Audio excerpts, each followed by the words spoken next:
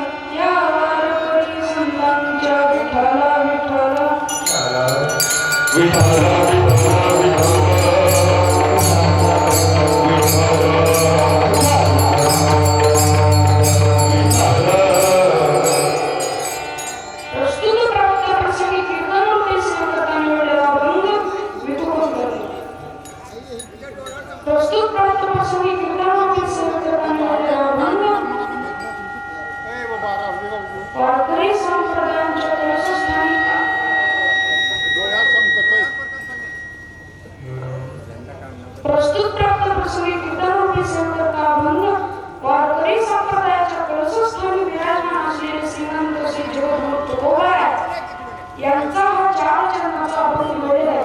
सर्वांच्या पाठांतर नाही पाठांतर असतील कांतरे पाठ असेल. विठ्ठल विठ्ठल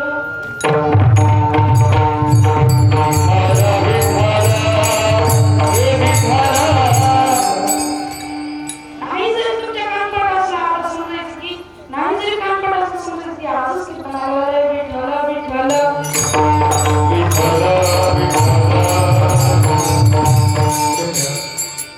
या अभंगाचा सरळ पाहिला तर तुकाराम महाराज म्हणतात की आपल्या हिताला जो कोणी जागा असतो त्याच्या माता पिताच धन्यवाद देतो. अपोलिया हिता जो से जागता धन्य माता पिता तयाची सात्विक मुलगी किंवा मुलगा जन्माला येण्यासाठी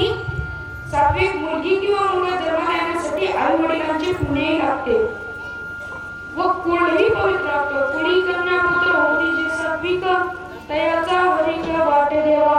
सात्विक मुलगा किंवा मुलगी जन्माला आले कशावर होतात तर गीता भागवत गणती श्रवण अखंड चिंतन महत्वाचे.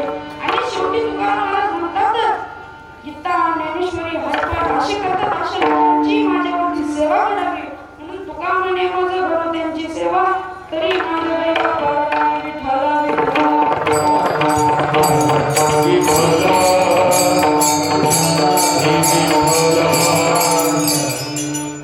कीर्तनाला सुरुवात करण्यापूर्वी थोडासा अल्पसा पर्याय द्यायचा तो म्हणजे असा. आज आपल्या गावामध्ये अखंड हरिनाम सप्ताह चालू आहे.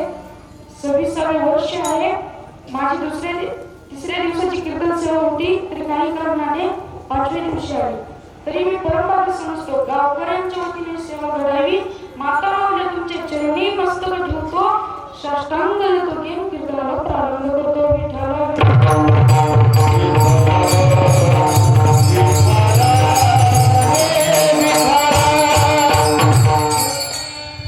आपली जर दुःख जावा त्यांच्या माता पित्याला धन्यवाद देतो. ऐका नामदेवांची तर चरित्र म्हणतच असेल. नामदेवराय जेव्हा 5 वर्षाचे होते त्यांचे वडील कामानिमित्त बाहेरगावी गेले. त्यांची आई म्हणाली नामा जा देवाला नैवेद्य खाऊ घालणे. आपली आई म्हणते बाळा जा देवाला नैवेद्य दाखवू नये. नामदेवरायांसारखी आई असल्याची तर म्हणाली असती नामा जा देवाला नैवेद्य खाऊ घालू नये. नामदेवरायांमध्ये ताट घेतात पाणी घेतात मंदिरामध्ये जातात. मंदिरात गेल्यानंतर देवावरती पाणी फिरवतात नैवेद्याचं ताट ठेवतात आणि देव महाराज काही करत नाही. प्रेमाची विनंती करतात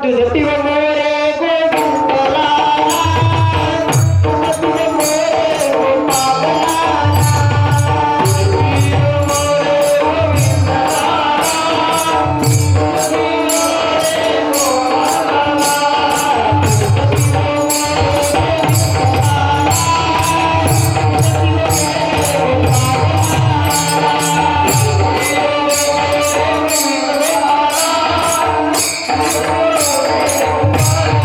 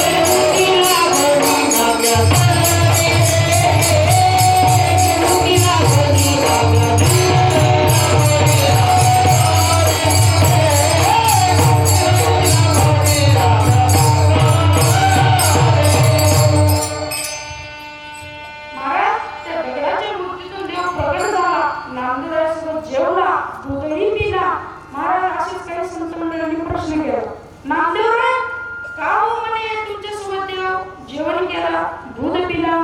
नामदेवराय म्हणतात की कितीतरी पिढीचं किंवा जन्मोजन्मी आम्ही बहुपुण्य केले तेव्हा या विठ्ठले कृपा केली. जन्मोजन्मीचं पुण्य म्हणून इथं जन्मोजन्मीचं आम्हाला पुण्य प्राप्त झालं. विठ्ठला विठ्ठला.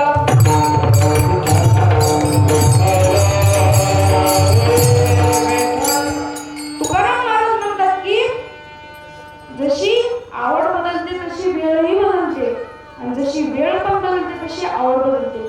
जे तुम्हाला लहानपणी आवडते तुम्हाला तरुणपणी आवडत नाही, म्हणजे तुम्हाला तरुणपणी आवडते तुम्हाला म्हातारपणी आवडतच नाही. विठ्ठला विठ्ठला.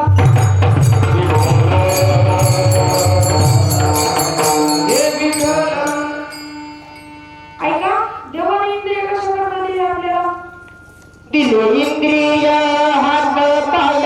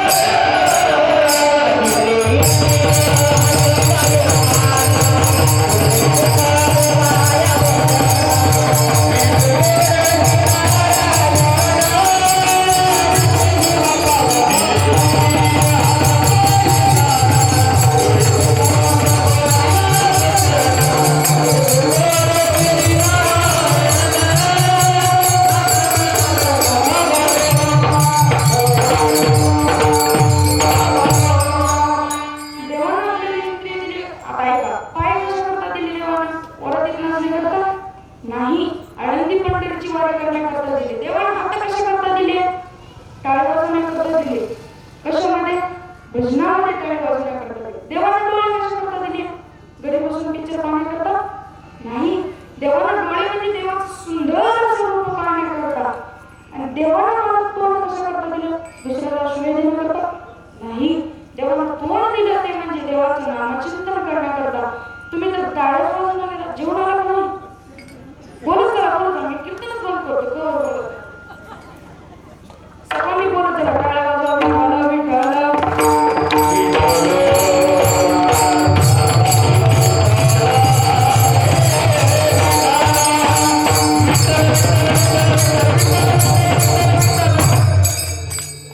ऐका, शाळेतली मजा काय? लहान मुलं ऐकून घ्या. शाळेतली आपल्या मजा काय? महाराज असं सरांनी प्रश्न विचारण्याकरता उठवलं. महाराज सरांनी प्रश्न विचारला, 5 जलचराची नावे सांग. महाराज तू ती म्हणला मला नाही येत. दुसऱ्याला म्हणलं ती म्हणला तुम्हाला येतं? येतं. थांबा. दुसऱ्याला उठवलं, त्याला म्हणलं 5 जलचराची नावे सांग. मग 5 जलचराची नावे सांग म्हणे तर मला पोरगा म्हणाला 1 बेंडूळ.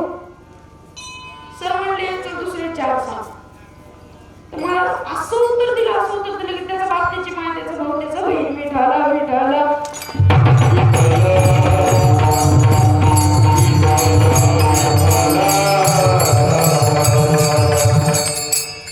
देवाने आपल्याला देव कशा करता दिला?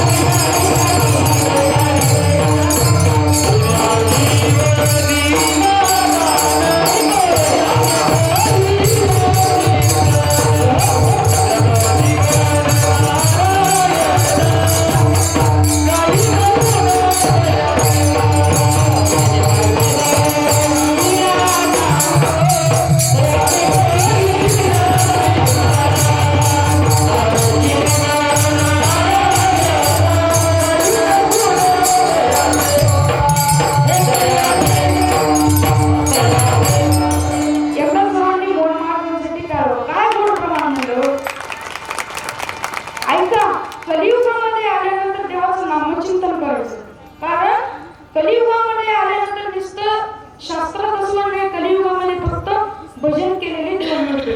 ऐका, भजन केले कितीतरी जन्माचे पाप निघून जातात. ऐका, इंद्रदेवाला कोटी ब्रह्महत्येचं पातक लागलेलं होतं.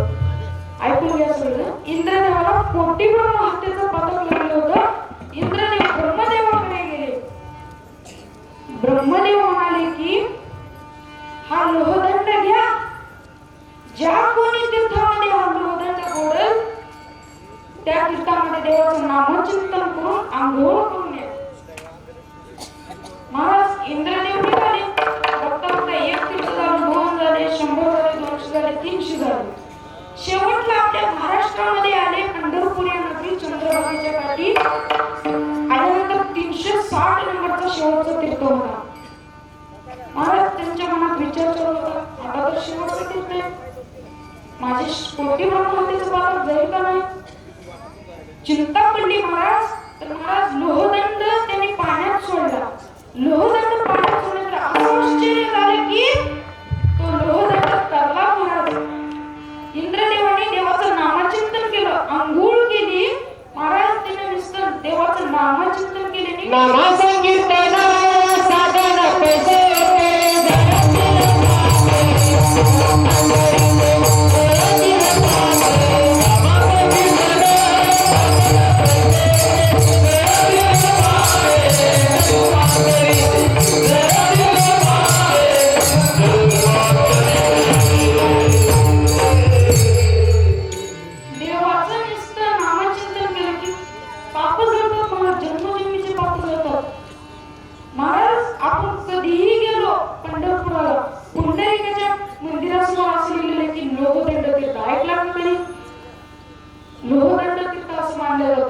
कधी आपण पंढरपूरला गेला की तिथे बघा विठ्ठल विठ्ठल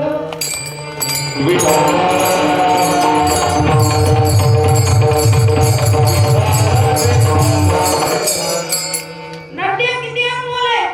नद्या लई अनमोल आहे. नद्या एक आहे, नद्या एक जंक्शन स्टेशन. जंक्शन स्टेशन म्हणजे काय तुम्ही म्हणता. जंक्शन स्टेशन म्हणजे काय. ऐका, ज्या ठिकाणाहून कोणत्याही ठिकाणी जाण्याकरता गाडी मिळते. समजा निलंगेला कोणत्याही गावाला जाण्याकरता गाडी मिळते, उमरगाव कुठेही मिळते. ऐका, कोणत्याही ठिकाणून कुठेही जाण्याकरता गाडी मिळते, त्याला जंक्शन स्टेशन असे म्हणतात. तर महाराज नरदेवाला कुठं गाडी मिळते. नरदेवाला 1 नंबरला गाडी मिळते ती म्हणजे नरकाला. 2 नंबरची गाडी आहे स्वर्गाची. 3 नंबरची गाडी म्हणजे देवप्राप्ती किंवा वैकुंठाला. ऐका, नरकाला जर जायचं असेल तर महाराज कोणाचं कीर्तन ऐकायचं नाही, कोणाचं कीर्तन करायचं नाही, भजन करायचं नाही, पंगत सुद्धा वाढायची नाही, नुसते पापे करायचे. नरकाला जाण्यातरी पापेचे रवी कथा नंतर रवी नुसते घरी बसून पाप करायचे आणि मग नरकाच्या घराची घरी. कुणाला जायचे नरकाला. हात वर करा बघू.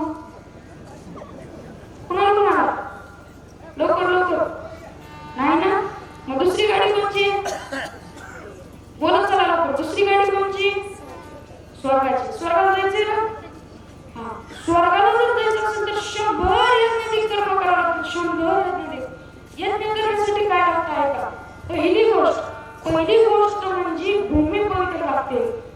हत्तीपासून मुंगीपर्यंत कोणताही जीव मेलेला नसला पाहिजे त्या जागेमध्ये. दुसरी गोष्ट म्हणजे देश पवित्र असला पाहिजे, इतका पवित्र देश असला पाहिजे. आणि तिसरी गोष्ट अशी मानली जाते की ब्राह्मण पवित्र असला पाहिजे.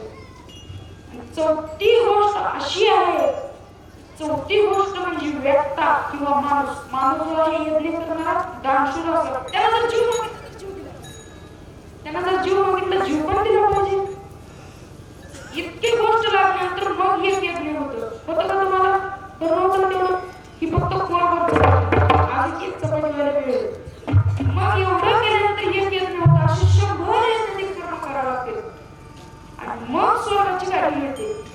ज्ञानेश्वर महाराज म्हणतात, मग ते संसारी जन्मीजे यज्ञाधिक कर्म कीजे मग स्वर्ग मग स्वर्गाची गाडी मिळते. स्वर्गाला कोण जायचे. नरकाला जायचे काय. सगळ्याला स्वर्गाला जायचे. ऐका, तिसरी गाडी कोणची. बोलत चला लवकर. तिसरी गाडी काय तर बोलत आहे. विठ्ठल विठ्ठल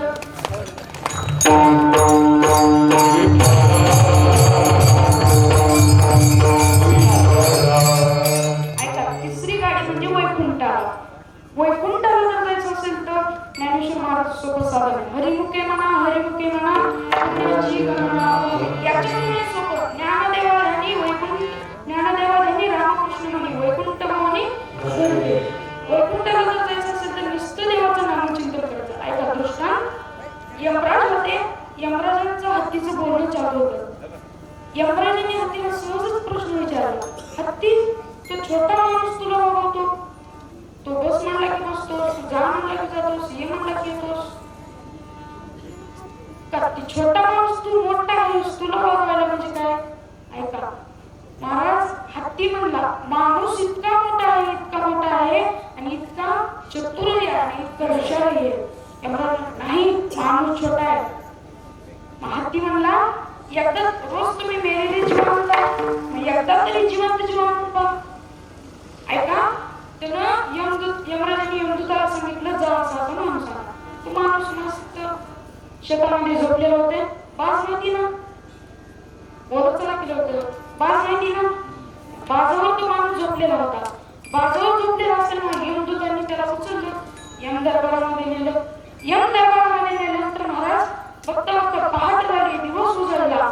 त्याला जाग आली, इकडं तिकडं तिकडे इकडं पाहायला लागला. त्याला वाटलं की माझं घर कुठं गेलं, माझं शेत कुठं गेलं, माझे लेकरं कुठे गेले. त्याच्या असं कामावर आलं की यमराजांनी मला माणूस किती हुशार आणि किती चतुर आहे पाहण्याकरता इथे बोलवले. त्यांनी पण हुशार केलं. चिठ्ठी माहिती ना, छोटी चिठ्ठी अशी लिहिली की चिठ्ठी लिहिली आणि यमदूतांना सांगितलं की जा या माणसाला चिठ्ठी दिली. यमराजांकडे चिठ्ठी गेली आणि चिठ्ठी गेल्यानंतर महाराज यमराजांनी चिठ्ठी वाचली. चिठ्ठी वाचली की गाडीवरून यमराज खाली उतरले. खाली उतरून त्या माणसाला घेतले. त्या माणसाला यमराजांच्या गाडीवर बसवलं. त्या माणसाला यमराजांच्या हाताला समजून नकली यमराज ओरिजिनल नकली यमराजांना गाडीवर बसवलं, मुकुट दिलं आणि ओरिजिनल यमराज त्याची मला पायाला दिसलं. ऐका, दुसरा दिवस उजळला. रोजची तर लिस्ट आहेच. लगेच विष्णुदेवाकडून लिस्ट आली. लिस्ट आल्यानंतर मला अशी दुकानात जाऊ माणसं आले. त्या माणसाला असं वाटलं की एकदा तरी आपण यम दरबारामध्ये आलो, एकदा तरी देवलोकामध्ये आलो तर पुण्य करून जातो. तो माणूस सगळे स्वर्गामध्ये लागला. नरकाच्या जागेमध्ये कोण नाही, सगळे स्वर्गाला लागला. स्वर्गाची जागा तर पॅक झाली, फुल झाली. रस्त्यावर थांबला, रस्त्यावर नाही मला फुल जागा झाली.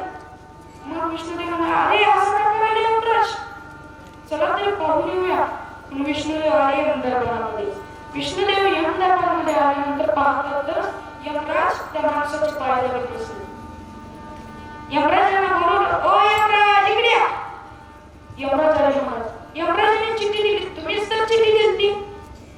महाराज विष्णुदेवाने चिठ्ठी वाचली. ऐका, चिठ्ठीत असं लिहिलं होतं की यमराज आता तुमची मुदत संपलेली आहे, तरी या माणसाला गाडीवर बसवावे, त्यांची सेवा करावी, इति विष्णू वाचव. असं वाचलं. विष्णुदेव म्हणाले मी तर नाही लिहिली होती चिठ्ठी, कारण या माणसाची विषय मी तर नाही लिहिली होती चिठ्ठी. बोलव त्या माणसाला, इकडे. माणूस मस्त हातात मारत आला. आल्यानंतर महाराज त्याला मी लिहिली होती चिठ्ठी.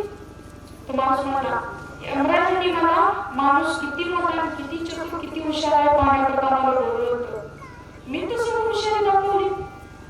महाराज जाऊ द्या. विष्णुदेव म्हणाले जा तू आता खाली जा, काम झाले. माणूस म्हणला एकदा असं शास्त्रात वर्णन आहे की एकदा देवलोकामध्ये माणूस आले त्याला वैकुंठाला घेऊन जावेच लागतो.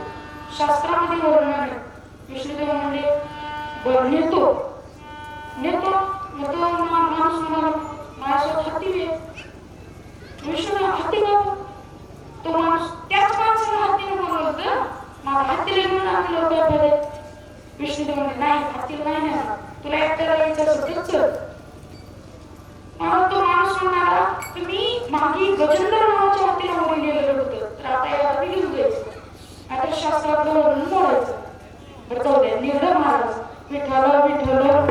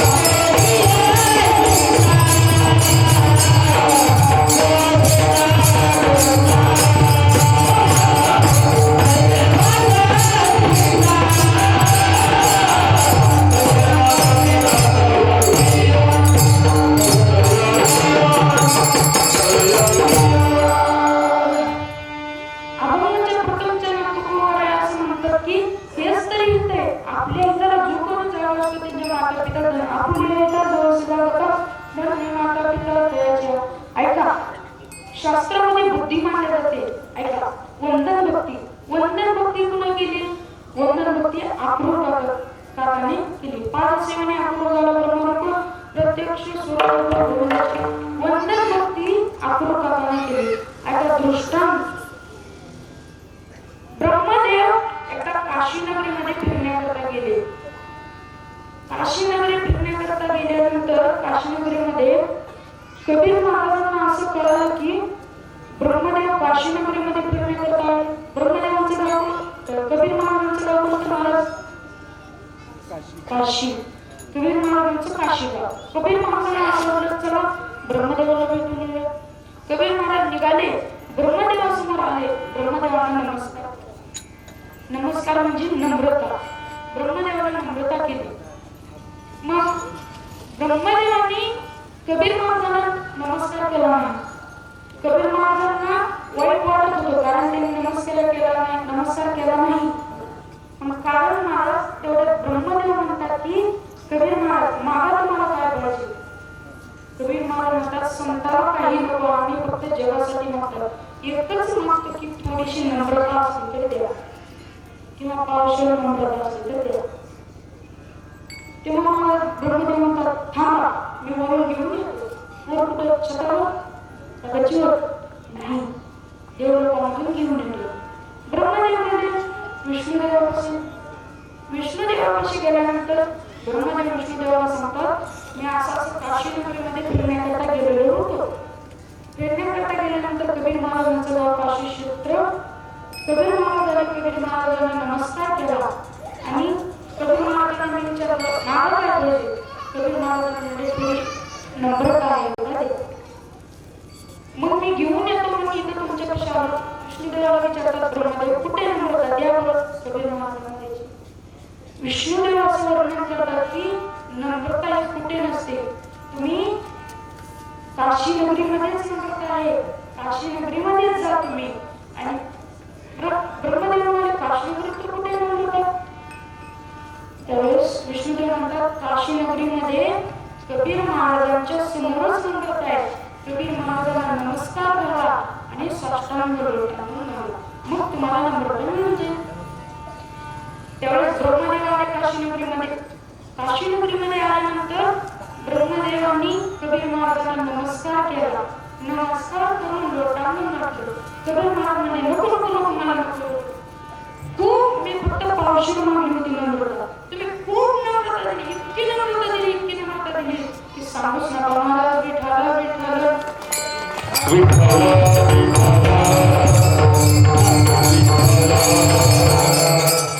ऐका, साख्य भक्ती कुणा केली? साख्य भक्ती अर्जुनाने केली. त्यांच्या ऋणातून महाराज कृष्ण कृष्ण कृष्ण नाव येत होतं. ऋणातून कृष्ण कृष्ण नाव येत होता म्हणून त्यांनी साख्य भक्ती केली. विठाला विठाला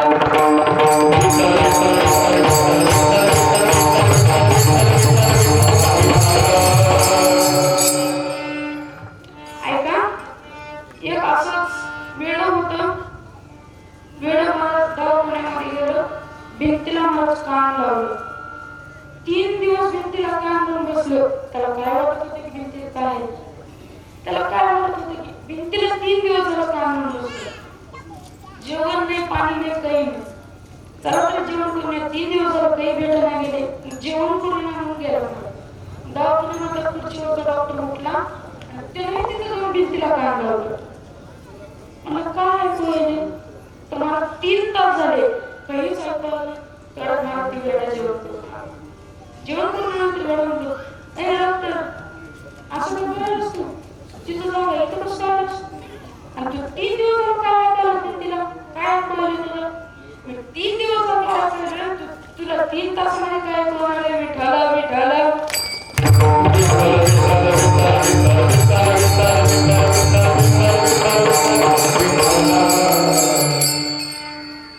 शास्त्रामध्ये असं म्हणणार की देवाचे 2 रूप मानले जातात.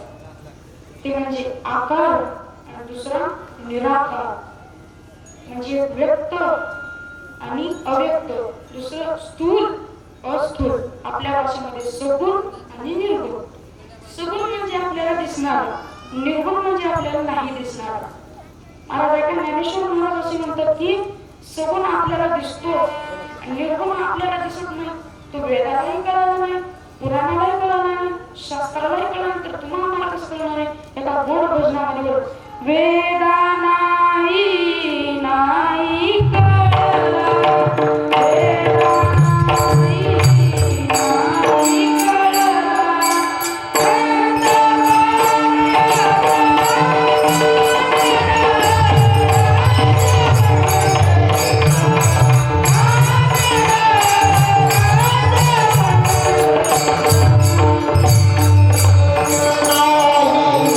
नाही कळला, तो वेदालाही कळला नाही, पुराणालाही कळलं नाही आणि शास्त्रालाही कळलं नाही, तर तुम्हाला मला असं कळलं.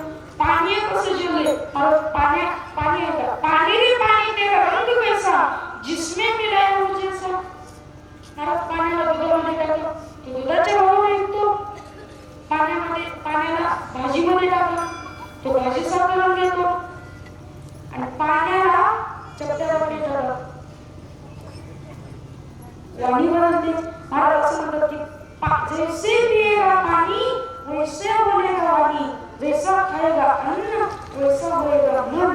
जसं पाणी पिलं तशी वाणी बदलते. चपट्या वाटते तुला मागं, जसं पाणी पिलं तशी वाणी बदलते आणि जसं अन्न खाल्लं तसं मन बदलतं. आपल्याला वाटतं त्याला वेळा नाव हवेच होतं. तुम्हाला जन्म होतो विठाला विठाला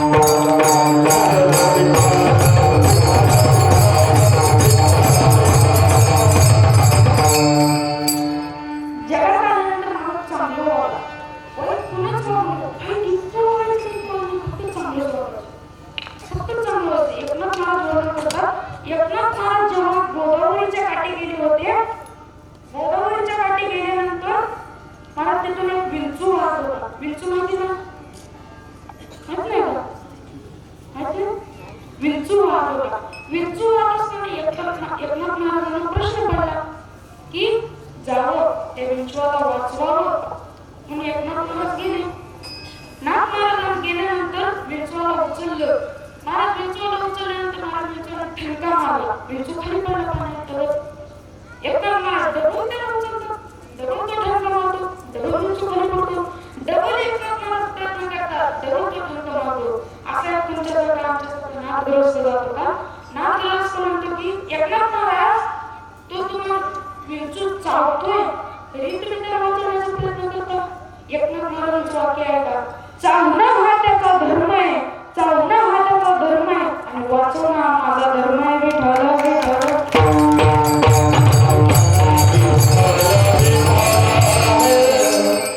ऐका, एखादा मोठा माणूस लहान लेकराला सांगत असेल तर लहान लेकराने ऐकून घ्यावं.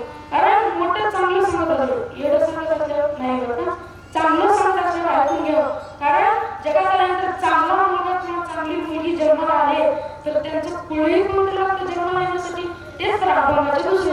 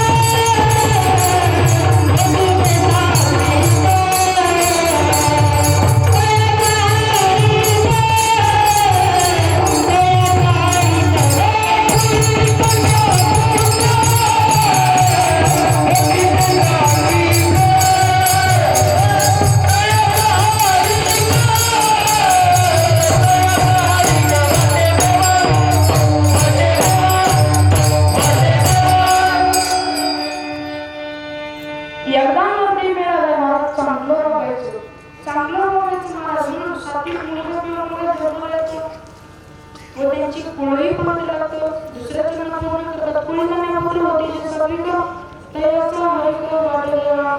ऐका, आपल्याला जर शबरी माता चरित्र माहितीच असेल. शबरी माता ही भिल्ल जातीमध्ये जन्माली शबराची कन्या शबरी उपवर झाली. तिचे लग्न ठरले आणि तिच्या असं लग्नामध्ये होणार होतं की पशु पक्ष्यांचा हत्या होणार होता. तिला असं कळलं की माझ्या लग्नामध्ये पशु पक्ष्यांचा हत्या होऊ नये, कारण पाप असतं. ऐका, कळल्यानंतर मला शबरी पळून गेली. एका दाट जंगलामध्ये पळून गेली. पळून गेल्यानंतर महाराज शबरराजांनी खूप सैनिक पाठवले. मला तरी शबरी भेटली नाही. शबरी अशा कधी गेली होती, अशा कधी गेली होती. मला ते जंगलामध्ये अत्यंत दुर्गम होता आणि तिथे पशु पक्षी मरण पावले होते. तिला वाटलं होतं की इथं जर आपण राहिलो तर आपल्याला कोणीही ओळखू येणार नाही, कारण तेव्हा सुटलेला होता. मला तिथं झोपडी करून राहिली. तिथं जवळ माता ऋषींचं आश्रम होतं. मला माता ऋषींच्या आश्रमाच्या जवळ अंगणामध्ये तुळस होती. रोज मला माता ऋषींच्या आश्रमामध्ये जायची, अंगण झाडायचं, सडा मारायचा, टाकायची आणि तुळशीची पूजा करायची. रोज पहाटे उठून जायची. माता ऋषींना असं कळलं की एक स्त्री येते, रोज अंगण झाडते, तुळशीची पूजा करते जाते. कोण आहे ती स्त्री? पाहावं एके दिवशी म्हणून महाराज एके दिवशी माता ऋषी 4 वाजता उठून बसली. त्यावेळेस शबरी माता आली, अंगण झाडायला लागली. त्यावेळेस माता ऋषी शबरी मातेला प्रश्न करतात, कोण आहेस तू? कुणाची तू मुलगी? तेव्हा शबरी माता म्हणते, मी शबरराजाची कन्या शबरी. मी उपवास झाले होते, माझं लग्न ठरलेलं होतं. माझ्या लग्नामध्ये पशूंच्या हत्या होणार होते, पाप होणार होतं, म्हणून मी पाप होऊ नये म्हणून मी पळून आले. त्यावेळेस शबरी म्हणते, मला रामाची भेट घ्यायची. तेव्हा माता ऋषी म्हणतात, तू जा, तुला भेट देण्याकरता राम प्रभू येतील असं माझं वचन आहे. त्यावेळेस मला शबरी माता गेली. रोज अंगण झाडायची, अंगणामध्ये सडा टाकायची, रोज भजन म्हणायची, जग मेरे रामाजी का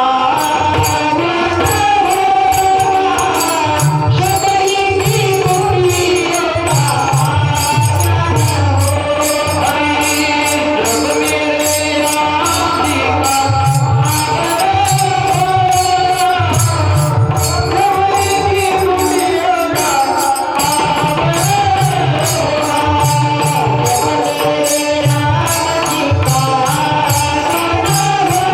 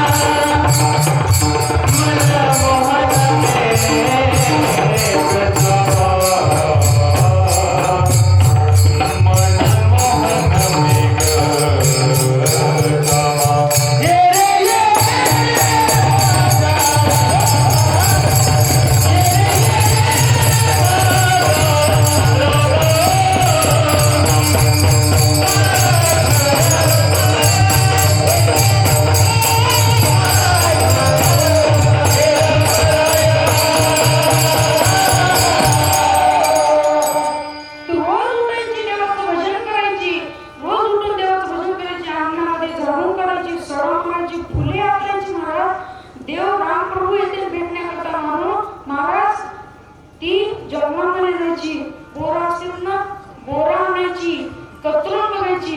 किडका असलं तर टाकून द्यायचं, चांगला असेल तर ती बी गोड असलेलं गोड करायला ठेवायचं, कारण रामप्रभू येणार आहेत म्हणून.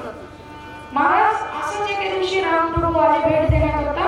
रोज भक्ती करत म्हणून रामप्रभू आले. रामप्रभूंना आसन उतरलं. महाराज रामप्रभूंचा पुन्हा सत्कार केला. सत्कार करून महाराज रामप्रभूंनी उष्टेगोड खाल्ले. महाराज शबरीचे उष्टेगोड खाल्ले. उष्टेगोड खाऊन महाराज ते तरीही भजन करायची. मेरे झोपड़ी के बाजे फूल जाएंगे, राम आएंगे.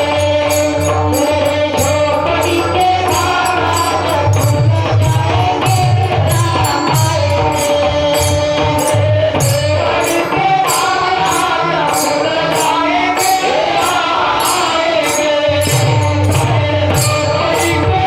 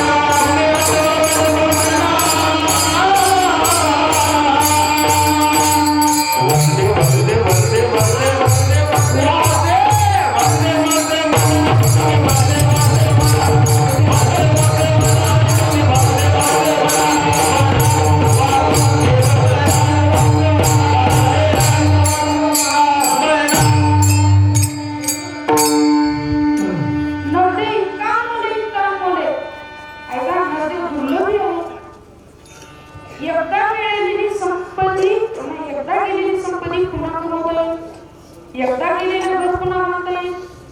एकदा गेलेली जमीन पुन्हा घेता येईल. एकदा गेलेली बायको पुन्हा करता येईल. आता तरी दुसरी काय बोलता ऐका. एकदा गेलेले पैसा धन सगळं पुन्हा करता येईल. पण महाराज एकदा गेलेलं नरदेव पुन्हा पुन्हा मिळणार नाही. कलियुगामध्ये आल्यानंतर नुसतं भजन करायचं, देवाचं नुसतं नामचिंतन नाही केलं तर महाराज देव मिळतो. मनुष्य जन्माला मोल रे जिसे माटे में न रोल रे, अब तो मिला है फिर न मिलेगा, कभी नहीं कभी नहीं कभी नहीं. अब तो मिला है फिर न मिलेगा, कभी नहीं कभी नहीं कभी नहीं. अब तो मिला है फिर न मिलेगा, कभी नहीं कभी नहीं कभी नहीं.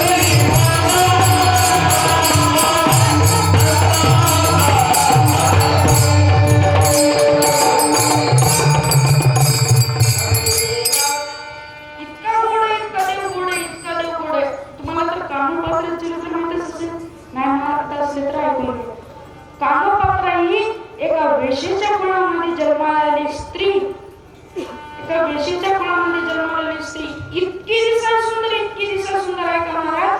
तिनं जरी पान माहिती का पानपट्टीवरचं पान जरी खाल्लं त्या पानाचा रसा नरड्याच्या गाठीतून दिसतो. तुमच्या दिसतो का किलो बनवायचं मला असं पानाचा रसा तिच्या नरड्याच्या गाठीतून दिसत होता आहे का.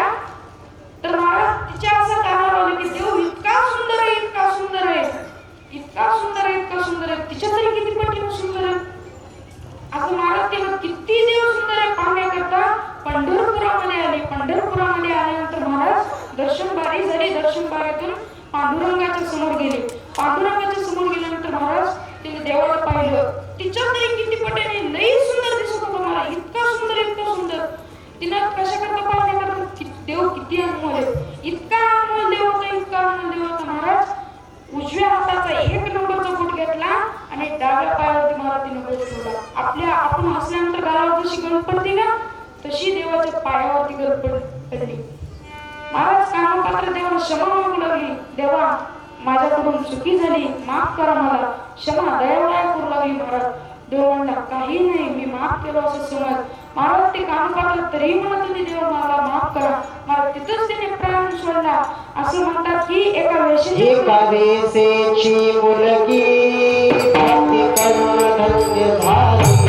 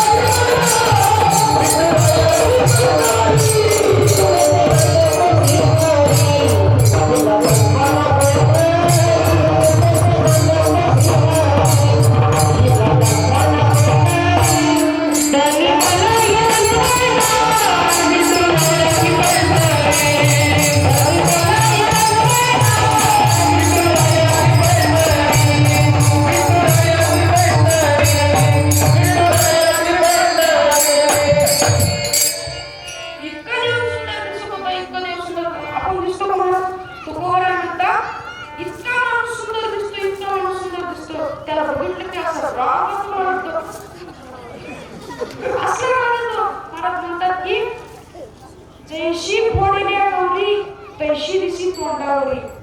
तुकाराम म्हणतात जैशी फोडिल्या गौरी तैशी दिसी तोंडावरी. विठ्ठल विठ्ठल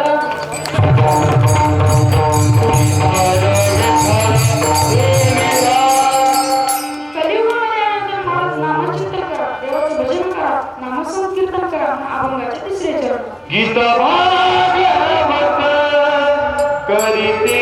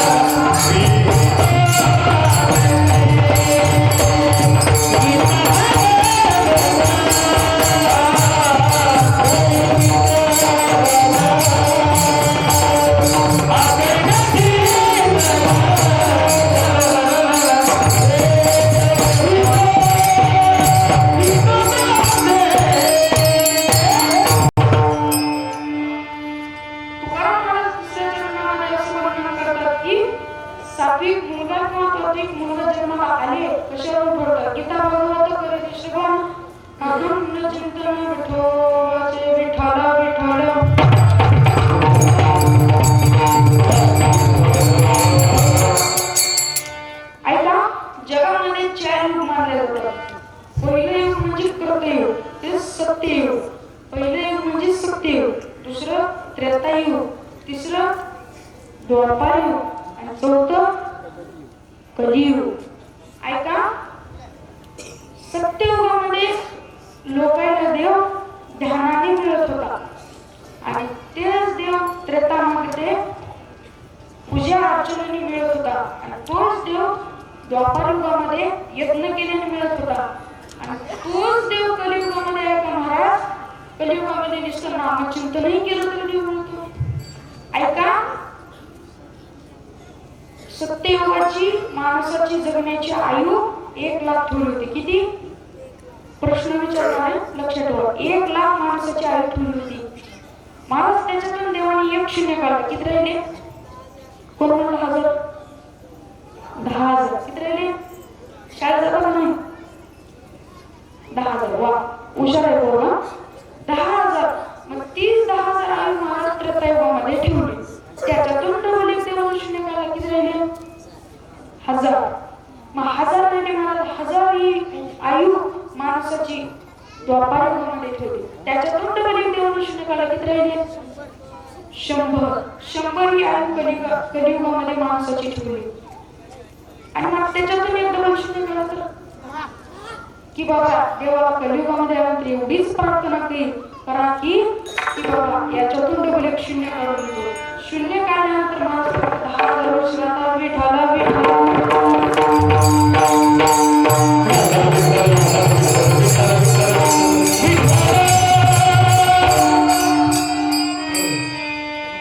ऐका, असं एक माणूस रस्त्याने 3 असं रात्रचं भजन झालं.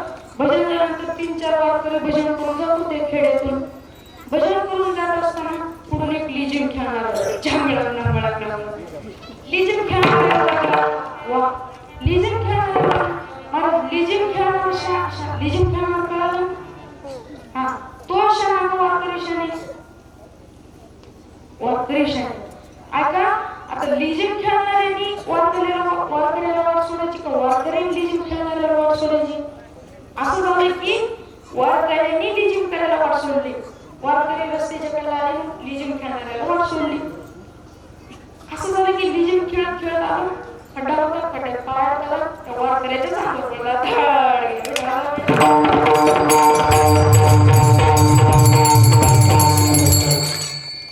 ऐका, असंच एक असं भजन झाले. असे गायक कलाकार 2 गाडीवर आले होते खेडेगावातून. मोठ्या गावामध्ये कीर्तन होतं. कीर्तन करण्याकरता आले. 12 वाजेपर्यंत कीर्तन झालं. 10 ते 12 कीर्तन झालं. त्याला जायला 1 वाजले महाराज. 1 वाजता असे आढळातून जात असताना महाराज कुत्रे तर असतील. कुठे असतील कुत्रे माहिती आहे? कोणते? गावातले म्हणणं मी गावातले म्हणणं ती कुत्रे तर कुठे असते ना. पहिल्या सुरुला महाराज आधी 1 पिधाडे, 4-5 पिधाडे गाणं म्हणत गाणं म्हणत गेले महाराज. कुत्र काही त्याला काही बघितलं नाही. बाय केलं, डायरेक्ट कुत्र्यानं बाय केलं त्याला आणि महाराज ती भजन करी गाडीवर जाऊ लागले. पांढऱ्या शर्टामध्ये जाऊ लागले. पांढऱ्या चावडीशिवाय सोडलेच नाही. विठाला विठाला विठाला.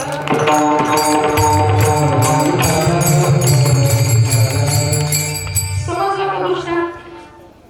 समजलं त्याला धन्यवाद. नाहीतर पुन्हा जेवण्याकरता यावं. एकदा भजन घेऊ म्हटलं विठो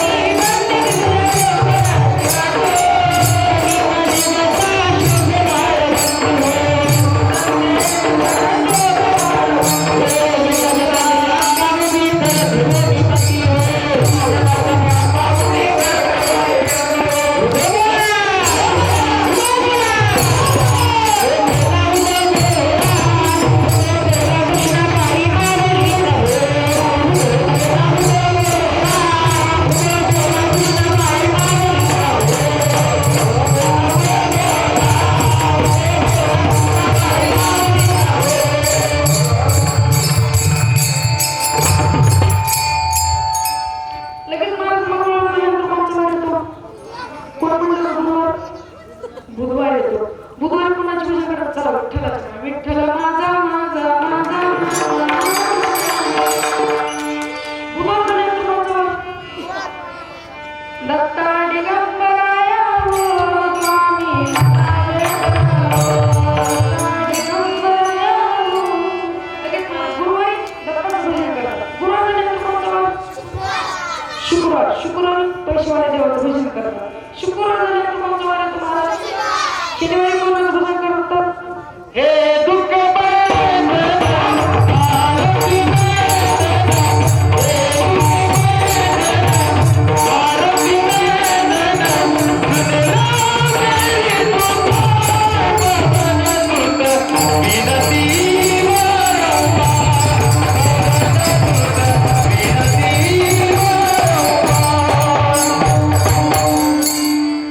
शनिवारी महादेवाचं भजन करतात.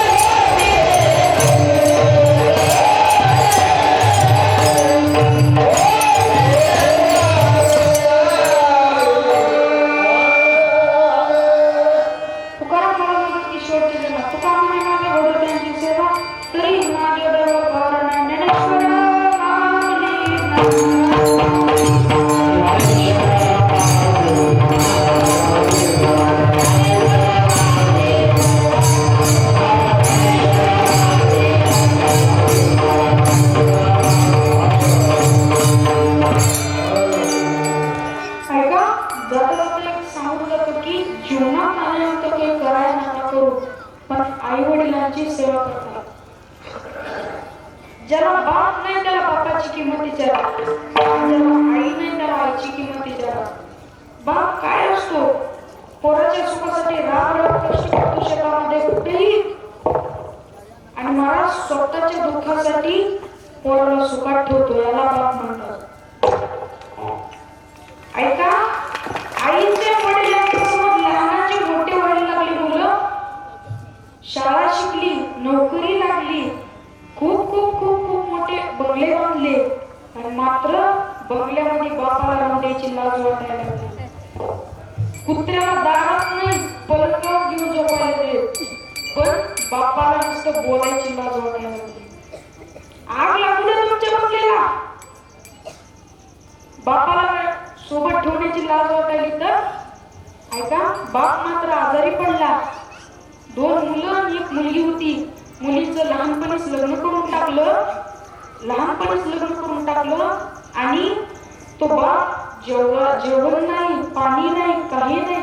बापाचं एकच वाक्य असायचं, पोरांना सारखं म्हणायचा, अरे पोरांनो,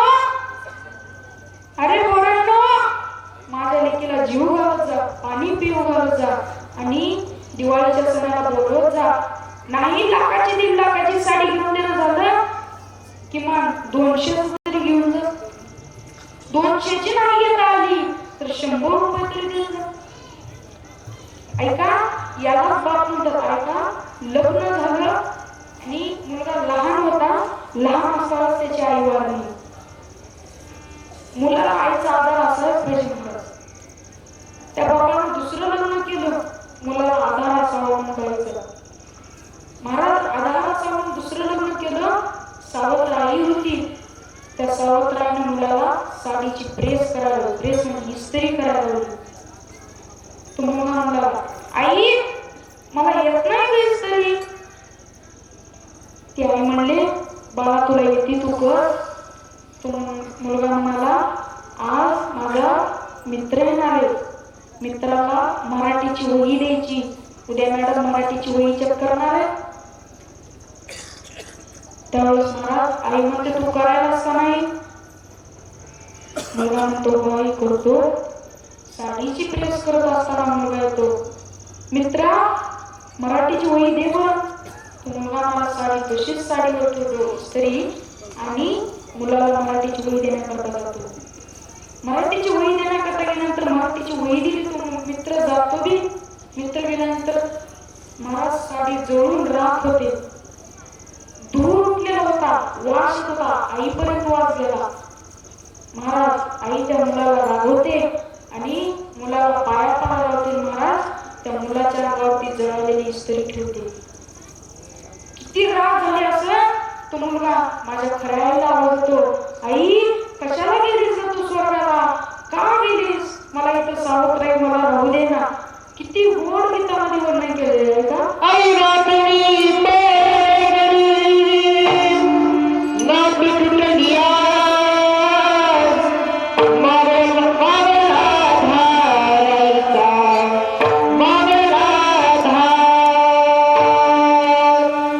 कशाला गेली आई तू स्वर्गाला, कोण आहे तुझ्या बाळाला. 9 महिने 9 दिवस वर्ष झाले ग, आई बिना या जगात कोणी नाही ग. बाप माझा दारू पिऊन गोंधळ घाली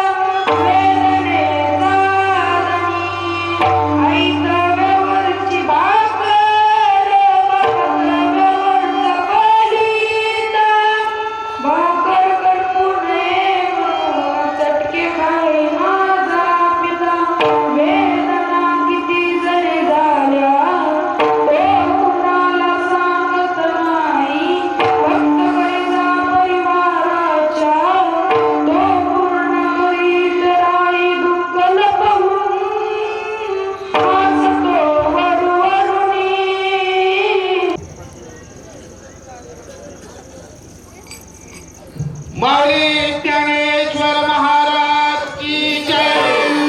जगद्गुरु संत तुकाराम महाराज की जय. अवधूत चिंतन श्री गुरुदेव दत्त. हर हर.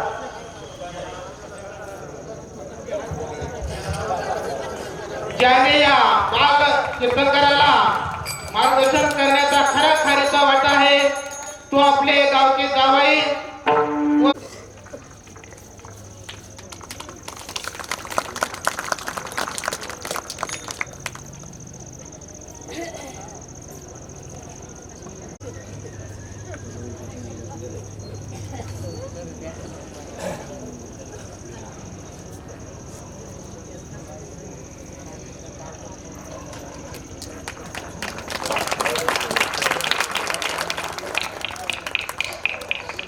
संत ज्ञानेश्वर महाराज की जय.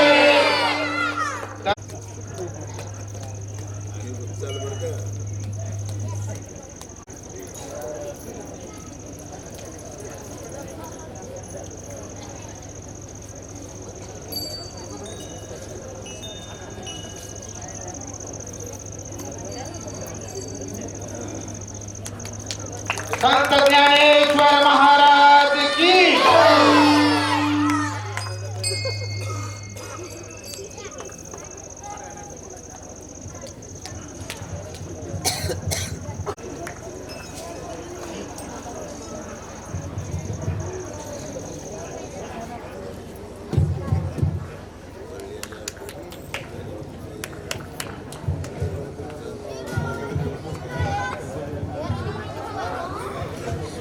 जगद्गुरु संत तुकाराम महाराज की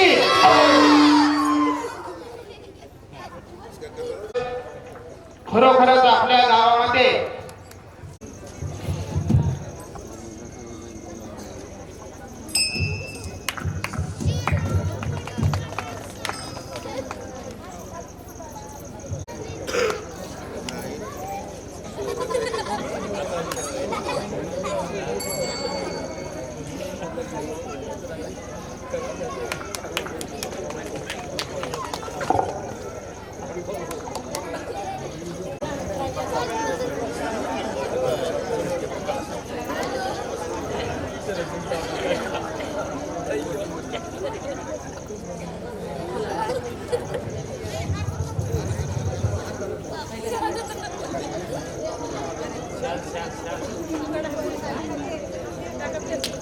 माऊली ज्ञानेश्वर महाराज की जय.